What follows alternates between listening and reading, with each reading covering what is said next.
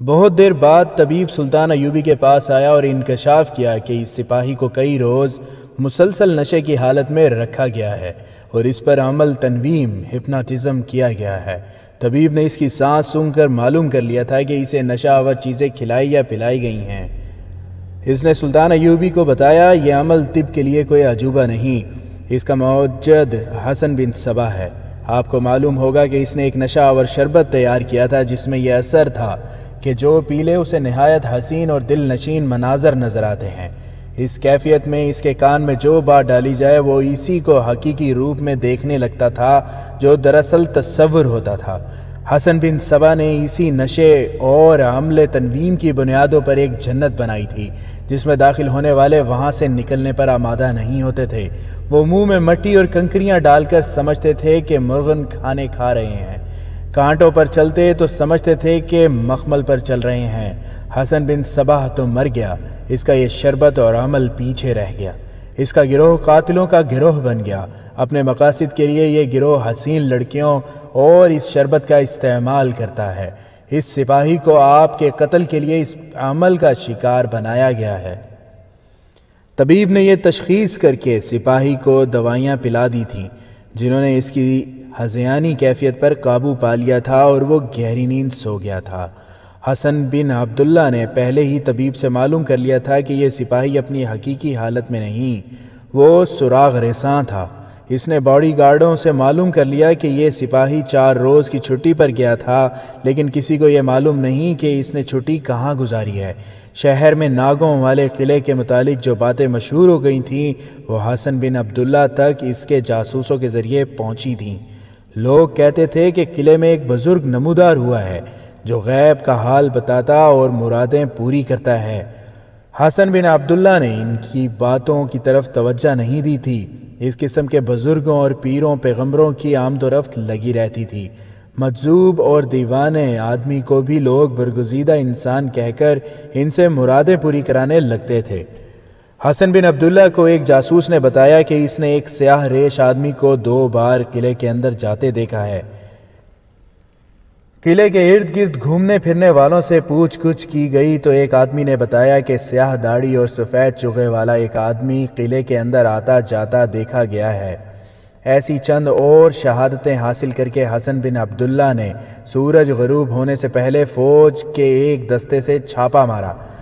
مشعلیں ساتھ تھیں، قلعہ اندر سے کچھ پیچیدہ سا تھا، گری ہوئی دیواروں اور چھتوں کا ملبہ بھی تھا، کئی کمرے سلامت تھے۔ فوجیوں کو ہر طرف پھیلا دیا گیا۔ کسی گوشے سے شور اٹھا، کچھ سپاہی ادھر دوڑے گئے، وہاں 2 سپاہی پڑے تڑپ رہے تھے، ان کے سینوں میں تیر اترے ہوئے تھے، کہیں سے 3-4 تیر آئے، 3-4 سپاہی اور گر پڑے۔ بعض سپاہی اس ڈر سے پیچھے ہٹ آئے کہ یہاں کوئی انسان نہیں ہو سکتا، یہ جن بھوت ہوں گے۔ حسن بن عبداللہ حقیقت پسند انسان تھا، اس نے سپاہیوں کا حوصلہ بڑھایا اور انہیں بتایا کہ یہ تیر انسانوں کے چلائے ہوئے ہیں۔ اس نے گھیرے کی ترتیب بدل دی اور گھیرا تنگ کرنے لگا۔ وہاں کوئی انسان نظر نہیں آ رہا تھا، کہیں سے 2-4 تیر آتے اور 2-4 سپاہی زخمی ہو جاتے تھے۔ حسن بن عبداللہ نے فوج کا ایک اور دستہ منگوا لیا۔ رات گہری ہو گئی تھی، بے شمار مشعلیں منگوا لی گئیں۔ ایک دستے کا کمانڈر اس کمرے تک پہنچ گیا جہاں سپاہی آتا رہا تھا۔ اس ڈراؤنے کھنڈر میں ایسے سجے سجائے کمرے کو دیکھ کر سپاہی ڈر گئے، یہ جنوں کا ہی مسکن ہو سکتا تھا۔ حسن بن عبداللہ کو بلایا گیا، اس نے اندر جا کر سامان دیکھا تو اس پر راز کھلنے لگے۔ اتنے میں چند ایک سپاہیوں نے سیاہ ریش والے آدمی کو کہیں سے پکڑ لیا۔ اس کے ساتھ ایک خوبصورت لڑکی تھی۔ ان کے بعد 6 اور آدمی کونوں کھدروں میں چھپے ہوئے پکڑے گئے، ان کے پاس کمانیں اور تیر تھے۔ سیاہ ریش نے خدا کا برگزیدہ انسان اور تنہائی میں چلہ کاٹنے والا تارک الدنیا بننے کی بہت کوشش کی، لیکن اتنی حسین اور جوان لڑکی اور تیر و کمان سے مسلح افراد اور ان کا فوج کے ساتھ مقابلہ اسے جھٹلا رہا تھا۔ اس کے سامان پر قبضہ کر لیا گیا اور ان سب کو لے گئے۔ 3-4 مرتبان سرہیاں اور پیالے بھی برآمد ہوئے تھے۔ یہ چیزیں رات کو طبیب کو دے دی گئیں۔ اس نے مرتبانوں اور سراہیوں کو سونگھ کر ہی بتا دیا کہ ان میں وہ شربت ہے جو حسن بن صبا کی ایجاد تھا۔ ان تمام آدمیوں اور لڑکی کو قید خانے میں لے گئے۔ صبح طلوع ہو رہی تھی۔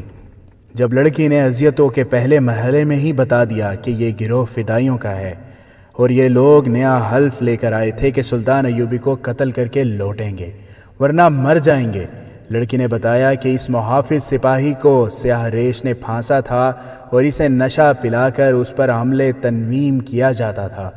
سپاہی کے ذہن میں اس نشے اور عمل کے ذریعے سلطان صلاح الدین ایوبی کے خلاف ایسی نفرت پیدا کی گئی کہ وہ سلطان کو قتل کرنے کے لیے چل پڑا۔ ان لوگوں کو توقع تھی کہ سلطان ایوبی سپاہی کے ہاتھوں قتل ہو جائے گا، اس لیے وہ اطمینان سے قلعے میں بیٹھے رہے۔ سیاہ ریش جاسوسی کے لیے گیا تھا لیکن اسے کچھ پتہ نہیں چلا، نہ اسے وہ سپاہی کہیں نظر آیا۔ شام کے وقت اچانک فوج آ گئی۔ سیاہ ریش بڑا سخت جان نکلا، اس نے صاف کہہ دیا کہ اس لڑکی کے ساتھ اس کا کوئی تعلق نہیں، وہ اس کھنڈر میں ایک وظیفے کا چلہ کرنے آیا تھا۔ اس کے دوسرے ساتھیوں نے بھی پہلے انکار کیا، لیکن حسن بن عبداللہ نے جب انہیں تہہ خانے میں لے جا کر اذیت رسانی کے عمل میں ڈالا تو انہوں نے باری باری اپنے جرم کا اعتراف کر لیا۔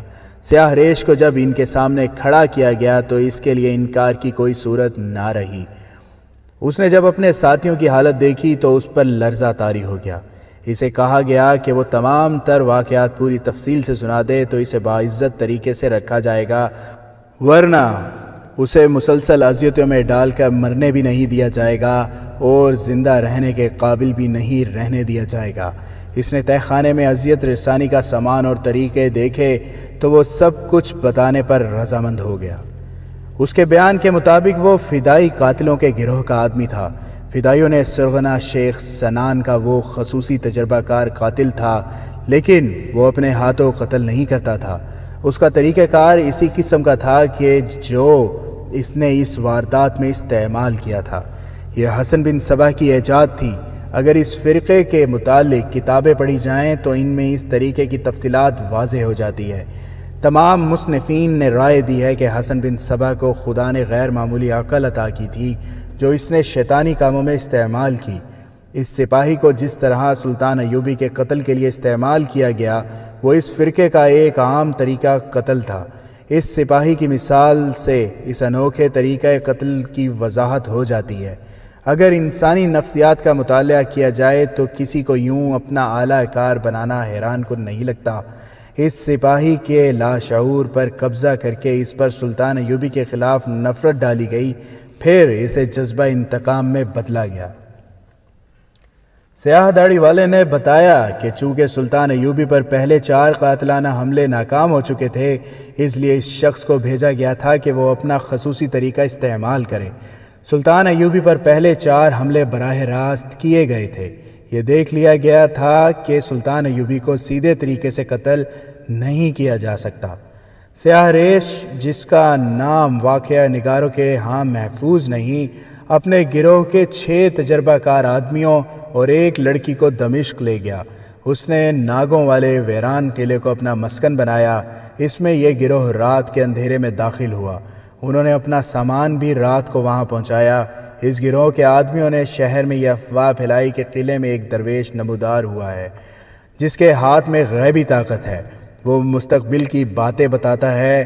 ان افواہوں کا مقصد یہ تھا کہ لوگ قلعے میں آئیں اور سیاہ ریش کو غیب سے نمودار ہونے والا درویش یا پیغمبر تسلیم کر لیں۔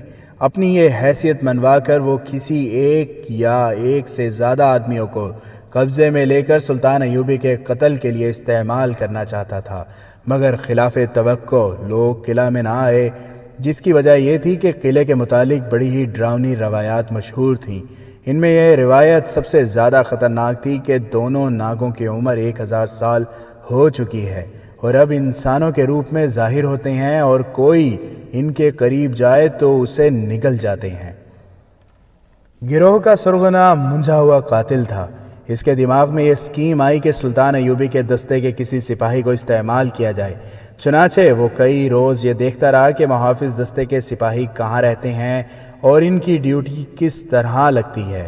وہ سلطان ایوبی کے دفتر تک اور گھر تک نہ پہنچ سکا کیونکہ ان دونوں جگہوں کے قریب کوئی شہری یا فوجی نہیں جا سکتا تھا۔ یہ ممنوع علاقہ تھا۔ تاہم اس استاد نے اس محافظ سپاہی کو دیکھ لیا اور کسی طرح یہ بھی معلوم کر لیا کہ وہ سلطان ایوبی کے دفتر کے محافظوں میں سے ہے، یعنی یہ آسانی سے سلطان ایوبی تک پہنچ سکتا تھا۔ اس نے اس سپاہی پر نظر رکھی۔ اس وقت سیاہ ریش کا حلیہ کچھ اور تھا۔ ایک روز یہ سپاہی اسے باہر جاتا نظر آ گیا۔ سیاہ ریش نے اسے راستے میں روک لیا اور اس کے ساتھ ایسی باتیں کی جنہیں کوئی انسان خواہ وہ کتنی ہی مضبوط شخصیت کا ہو نظر انداز نہیں کر سکتا۔ ان باتوں کے لیے جو لب و لہجہ اختیار کیا گیا اور جو اداکاری کی گئی وہ انسانی فطرت پر طلسماتی اثر کرتی ہے۔ یہ سپاہی معمولی سے ذہن کا پسماندہ آدمی تھا، جال میں آ گیا اور رات کو قلعے میں پہنچ گیا۔ قلعے کے ایک کمرے میں جو اہتمام کیا گیا تھا وہ پتھروں کو موم کرنے کے لیے کافی تھا۔ ایک تو کمرے کی سجاوٹ تھی اور بیش قیمت قالین، دوسرے یہ لڑکی تھی جس کے حسن میں اور جسمانی ساخت میں جادو تھا۔ اس کا لباس ایسا تھا جس میں وہ نیم عوریاں تھی اور اس کے کھلے ہوئے ریشمی بالوں کا تاثر نشہ طاری کرتا تھا۔ سیاہ ریش کے کہنے کے مطابق یہ لڑکی، اس کا لباس اور انداز زاہدوں اور پرہیزگاروں میں بھی حیوانی جذبہ بیدار کر دیتا ہے۔ تیسری اور اصل چیز وہ شربت تھا جو وہ لوگ اپنے شکار کو پلاتے تھے۔ شیشے کا گولا فریب نظر پیدا کرنے کے لیے تھا۔ اس سپاہی کے ذہن میں یہ ڈالا گیا کہ وہ شاہی خاندان کا فرد ہے اور اس کا خاندان تخت سلیمان کا وارث ہے۔ تخت سلیمان کا وجود تھا یا نہیں، دلچسپ کہانیوں میں اس کا بہت ذکر آتا ہے اور ایسے انداز سے آتا ہے کہ یہ ایک حسین اور پر اسرار تصور کی طرح لوگوں کے ذہنوں پر سوار ہو جاتا ہے۔ یہ سپاہی جب اس کمرے میں داخل ہوا تو کمرے کی زیبائش اور قیمتی سامان نے اسے متاثر کیا۔ سیاہ ریش مراقبے کی حالت میں تھا، اس کا بھی اثر تھا۔ اس نے جب اتنی حسین لڑکی دیکھی تو مرعوب ہو گیا۔ لڑکی نے اسے جو شربت پلایا اس میں نشہ تھا۔ اس نشے کا اثر یہ تھا کہ انسان حقیقی دنیا سے لا تعلق ہو کر حسین تصورات کی دنیا میں چلا جاتا ہے۔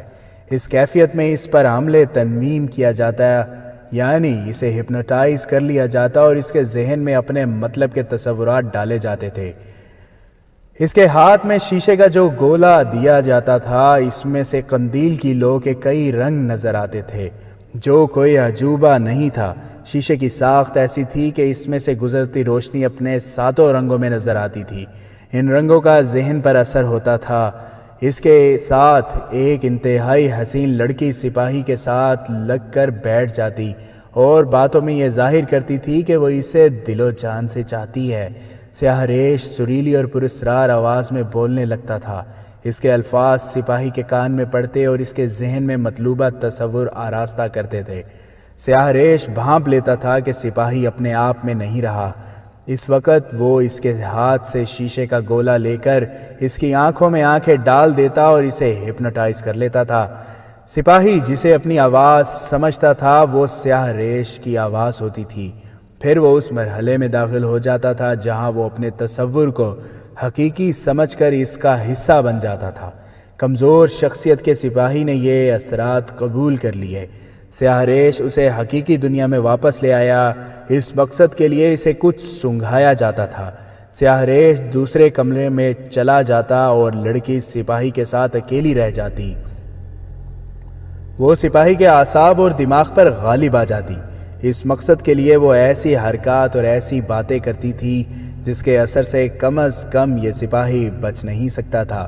سپاہی کو صرف تخت سلیمان دکھا کر رخصت کر دیا گیا اور اس کے ذہن میں ڈال دیا گیا کہ یہ راز ابھی باقی ہے۔ سپاہی کے دل میں تجسس پیدا ہو گیا۔ دوسری بار اس پر یہی عمل کیا گیا اور اسے کچھ اور دکھا دیا گیا۔ انہوں نے یہ دیکھ لیا تھا کہ سپاہی پوری طرح ان کے جال میں آ گیا اور اس کے ذہن پر قبضہ کرنے میں کامیاب ہو گئے تھے۔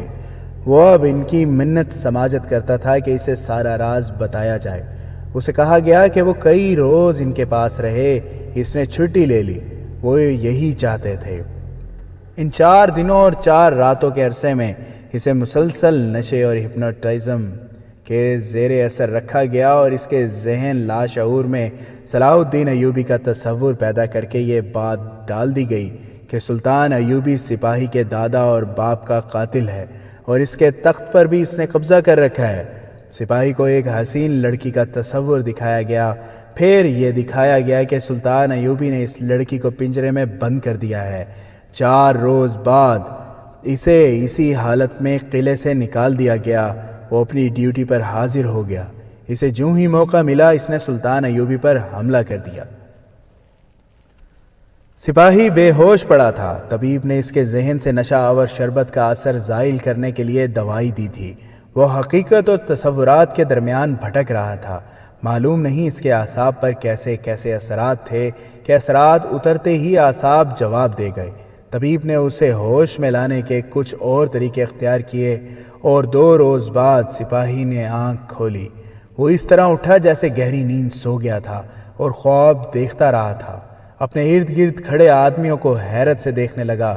طبیب نے اس سے پوچھا کہ وہ کہاں تھا۔ اس نے کہا وہ سویا ہوا تھا۔ بہت دیر بعد وہ اپنے آپ میں آیا تو وہ زیادہ کچھ نہ بتا سکا۔ اس نے بتایا کہ سیاہ داڑھی اور چغے والا ایک آدمی اسے قلعے میں لے گیا تھا۔ وہاں اس نے کچھ اور باتیں بھی بتائیں، لیکن اسے بالکل یاد نہیں تھا کہ اس نے تخت سلیمانی وغیرہ دیکھا ہے۔ اسے یہ بھی یاد نہیں تھا کہ اس نے سلطان ایوبی پر تلوار سے حملہ کیا تھا۔ یہ یقین کرنے کے لیے کہ سپاہی دھوکہ نہیں دے رہا، اسے سلطان ایوبی کے سامنے لے جایا گیا۔ اس نے فوجیوں کی طرح سلطان کو سلام کیا۔ سلطان ایوبی نے اس کے ساتھ شفقت اور پیار سے بات کی، مگر وہ حیران تھا کہ ان لوگوں کو کیا ہو گیا ہے اور یہ کیا کر رہے ہیں۔ آخر سے بتایا گیا کہ اس نے کیا کیا ہے تو وہ چلا اٹھا، یہ جھوٹ ہے، میں اپنے سلطان پر حملہ نہیں کر سکتا۔ سلطان ایوبی نے کہا کہ یہ بے گناہ ہے، اسے یاد ہی نہیں کرایا جائے کہ اس نے کیا کیا ہے۔ قتل کا یہ طریقہ صلاح الدین ایوبی کے فوجی حاکموں وغیرہ کے لیے بڑا ہی عجیب تھا کہ سلطان ایوبی پر جان قربان کرنے والے ایک محافظ کے ذہن کو اپنے قبضے میں لے کر سلطان ایوبی پر ہی قاتلانہ حملہ کرایا۔ اللہ نے کرم کیا، سلطان ایوبی بال بال بچ گیا۔ اس واقعہ کے فوراً بعد سلطان ایوبی نے جو کانفرنس بلائی، اس میں دمشق کی انتظامیہ اور فوج کے حکام بلائے گئے۔ ان سب کے مزاج اکھڑے ہوئے تھے، سب غصے سے بھرے ہوئے تھے۔ وہ سب الصالح اور اس کے عمرہ اور وزراء سے بہت جلد انتقام لینے کو بےتاب ہوئے جا رہے تھے، جنہوں نے سلطان ایوبی کو قتل کرنے کی سازش کی تھی۔ وہ سمجھتے تھے کہ سلطان نے انہیں قاتلانہ حملے پر غور و خوض کرنے کے لیے بلایا ہے، لیکن سلطان آیا تو اس نے اس واقعے کا ذکر ہی نہ کیا، جیسے اس کی کوئی اہمیت ہی نہیں تھی۔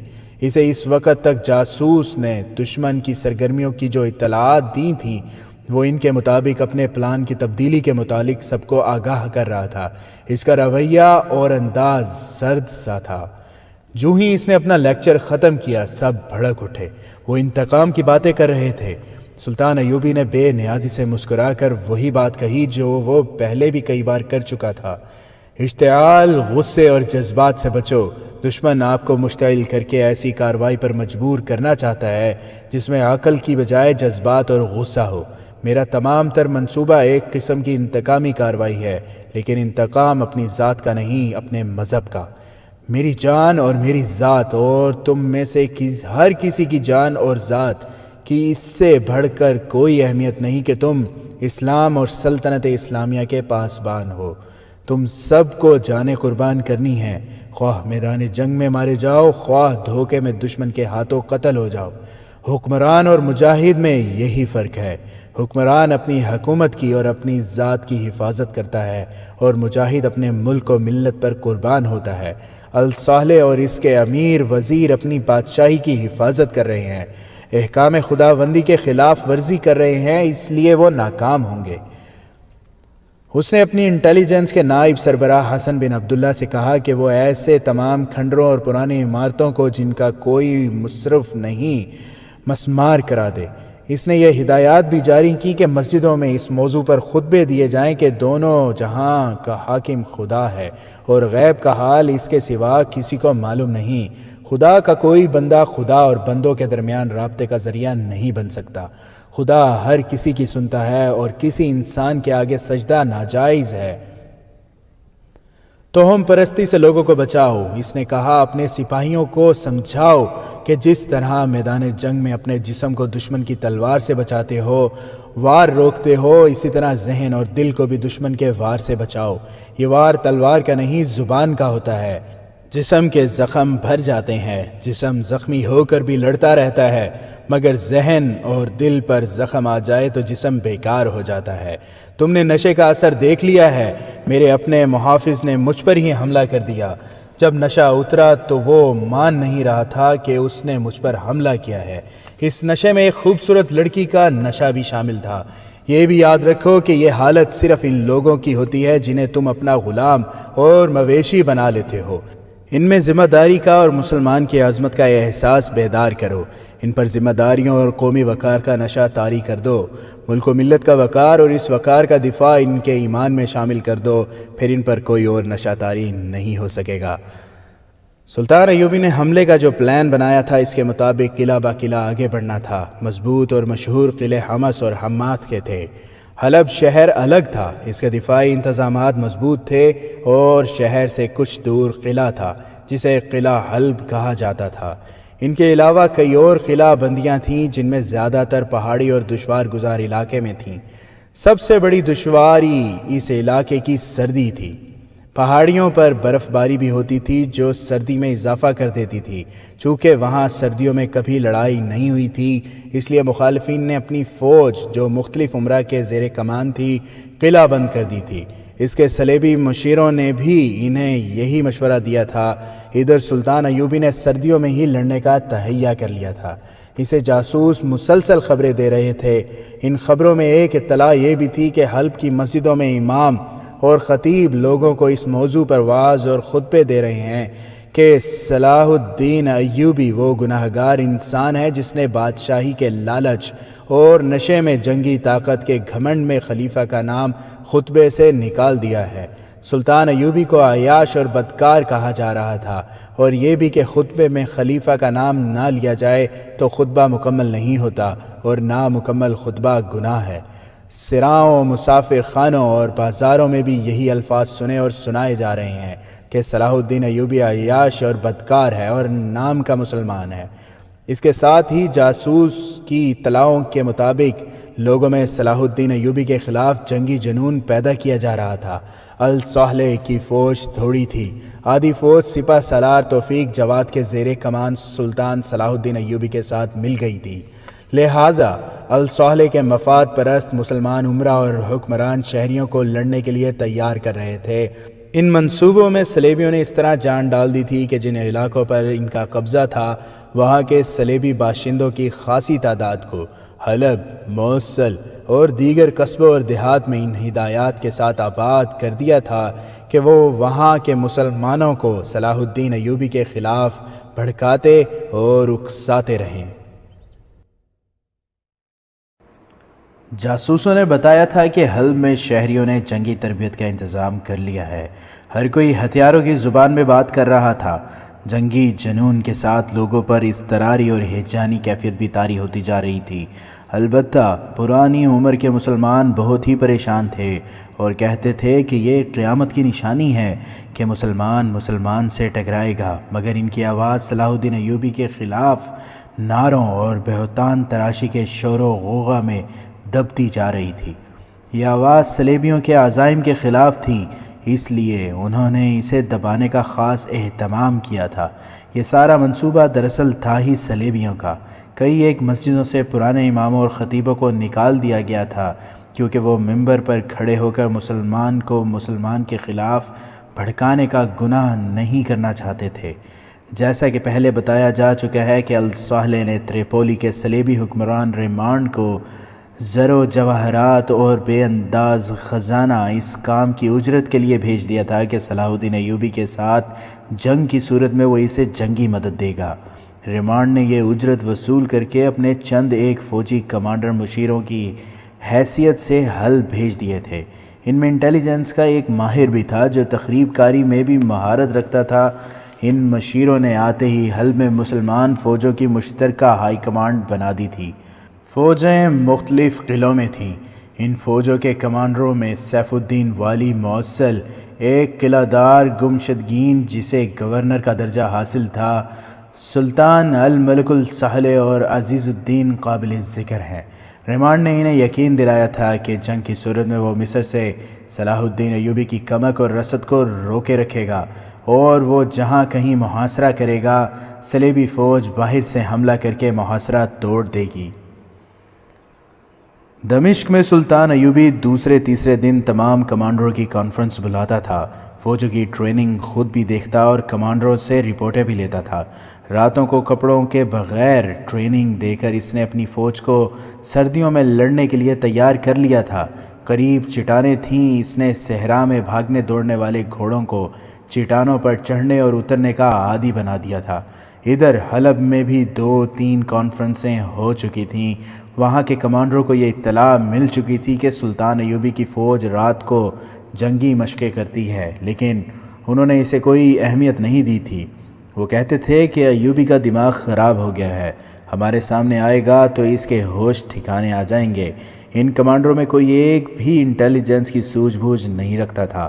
یہ اہتمام بھی صلیبیوں نے کیا تھا کہ دمشق میں جاسوس بھیجے تھے، اور شیخ سنان نے فدائی قاتل اور تخریب کار بھی بھیجے تھے، مگر ریمانڈ نے اپنا ایک ماہر بھیجا تو اس نے اس اطلاع پر توجہ دی کہ سلطان ایوبی راتوں کو کیوں جنگی مشقیں کرا رہا ہے۔ اس نے حلب کے کمانڈروں کی کانفرنس میں بھی یہ مسئلہ پیش نہیں کیا تھا، وہ ابھی اس کی وجہ معلوم نہیں کر سکا تھا۔ سلطان ایوبی نے تو حلب اور موصل وغیرہ میں جاسوسوں کا جال بچھا دیا تھا۔ ان کی زمین دوز مرکزی کمانڈ حلب میں تھی، اور کمانڈر ایک عالم فاضل کے بحروپ میں تھا جو تمام جاسوسوں سے خبریں لیتا اور دمشق بھیجنے کا انتظام کرتا تھا۔ وہ اپنے جاسوسوں کی حفاظت کا اور انہیں خطرے کے وقت روپوش کرنے کا بندوبست بھی کرتا تھا۔ صلاح الدین ایوبی کو برا بھلا کہنے میں وہ پیش تھا۔ جہاں لوگ اس کا احترام کرتے تھے وہاں امیر، وزیر اور اونچی حیثیت کے شہری بھی اسے عزت کی نگاہ سے دیکھتے تھے۔ اس کے جاسوس کا گروہ ہر ضروری جگہ موجود تھا۔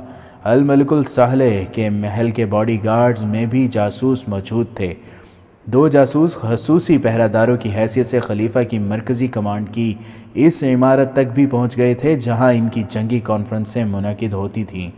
صلیبی جاسوسوں کے کمانڈر نے آتے ہی ایک تو اس پر توجہ دی کہ دمشق میں جاسوسی کے نظام کو مضبوط اور کارگر بنایا جائے، اور حلب میں سلطان ایوبی کے جو جاسوس ہیں ان کا سراغ لگایا جائے۔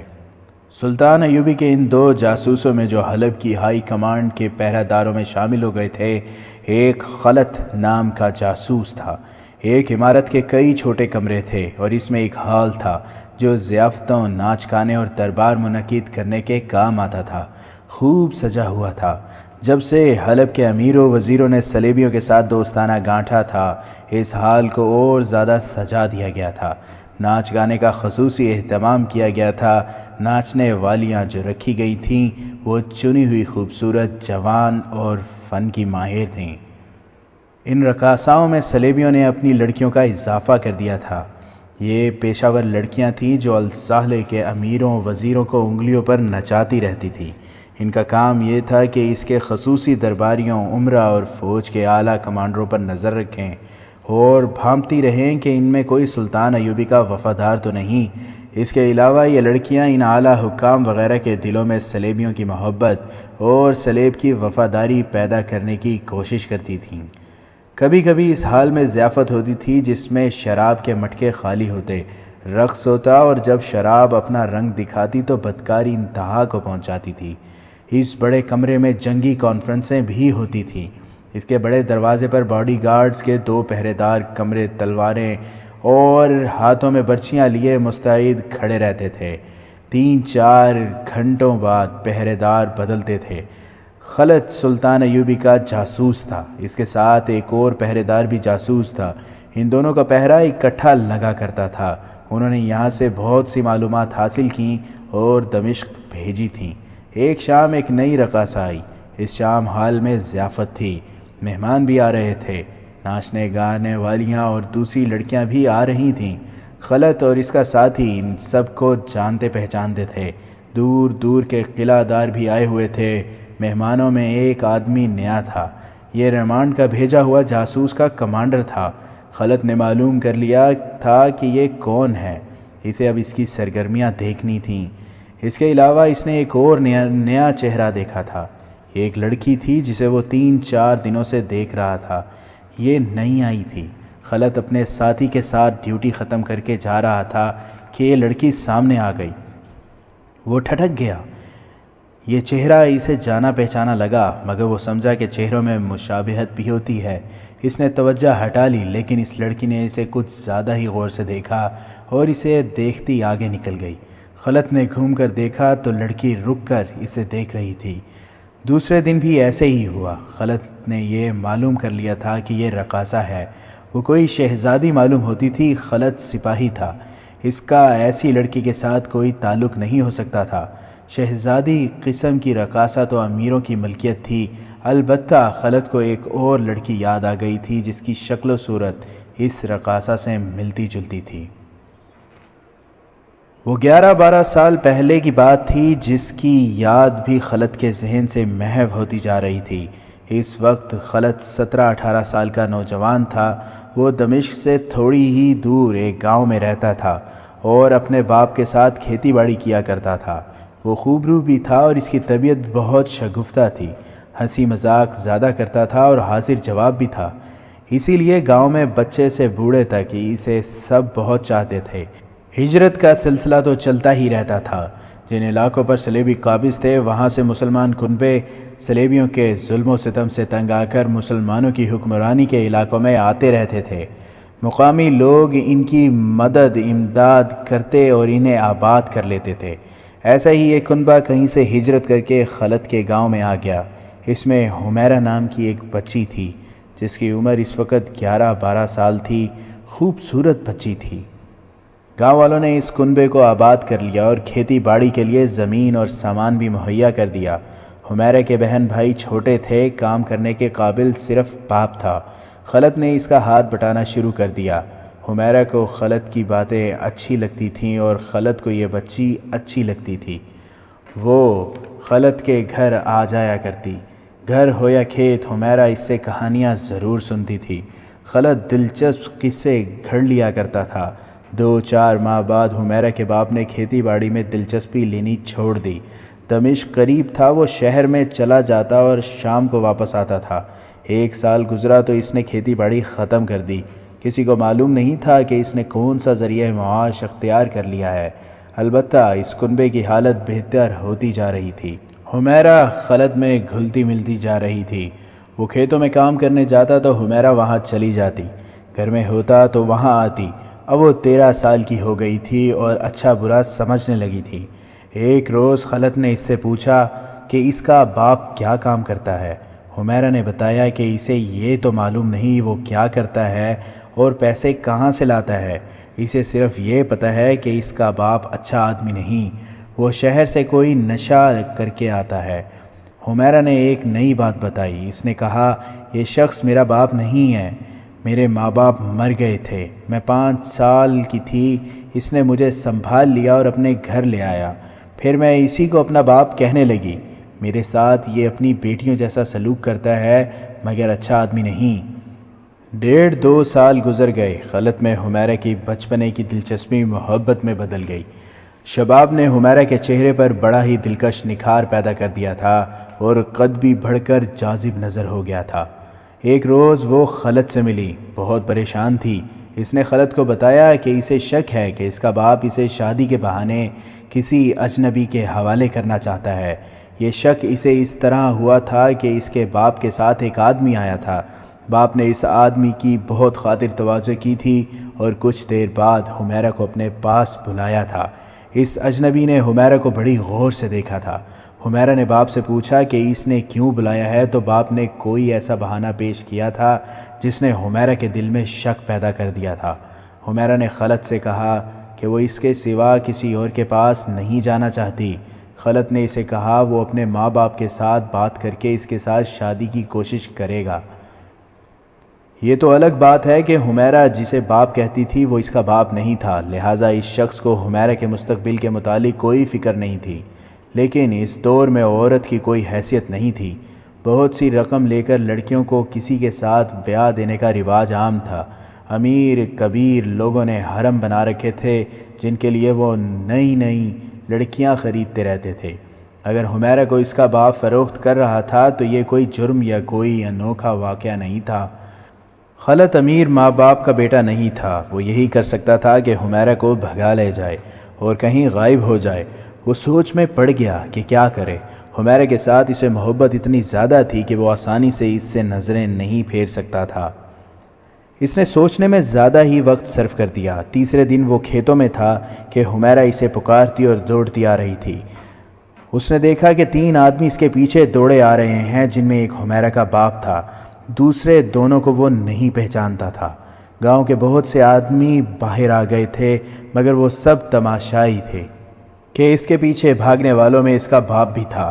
حمیرہ خلت کے پیچھے ہو گئی۔ اس نے روتے ہوئے اسے بتایا کہ یہ 2 آدمی اسے اپنے ساتھ لے جانے آئے ہیں اور اس کے باپ نے ان کے ساتھ سودا کر لیا ہے۔ حمیرہ کے باپ نے خلت کے پیچھے سے حمیرہ کو پکڑنے کی کوشش کی تو خلت نے اسے دھکا دے کر کہا، خبردار اسے ہاتھ نہ لگانا، پہلے میرے ساتھ بات کرو، یہ میری بیٹی ہے۔ باپ نے کہا، تم کون ہو مجھے روکنے والے؟ یہ تمہاری بیٹی نہیں ہے، خلت نے کہا۔ دوسرے 2 آدمی حمیرہ کی طرف بڑھے۔ ایک نے تلوار نکال لی تھی۔ خلت کے ہاتھ میں کدال کی قسم کی کوئی چیز تھی۔ اس نے گھما کر ماری تو یہ ہتھیار تلوار والے کے سر پر پڑا۔ اس کی تلوار